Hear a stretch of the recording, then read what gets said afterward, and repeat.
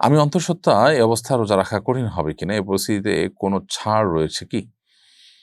প্রিয় বোন, আল্লাহ তাআলা আপনাকে পরিপূর্ণ শিফা দান করুন আমরা দোয়া করি এবং আপনার আ এই গর্ভখালাসের কাজটিকে আল্লাহ তাআলা সহজ থেকে সহজতর করে দিন।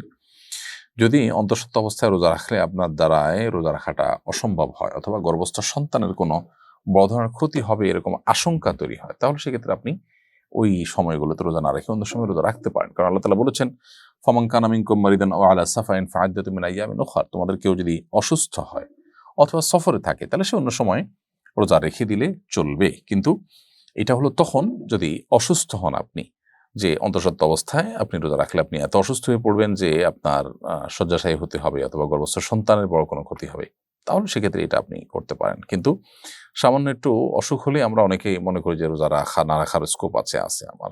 অন্তঃসত্ত্বা অবস্থায় বহু নারীরা রোজা রাখেন আলহামদুলিল্লাহ, কই তাদের কোনো অসুবিধা হচ্ছে না। ওইরকম কোনো বিশেষ সুনির্দিষ্ট করে বড় রোগ বালাইয়ের কারণে অসুবিধার আশঙ্কা যদি না থাকে, তাহলে সেক্ষেত্রে অন্তঃসত্ত্বা অবস্থাতেও রোজা রাখার চেষ্টা করতে হবে।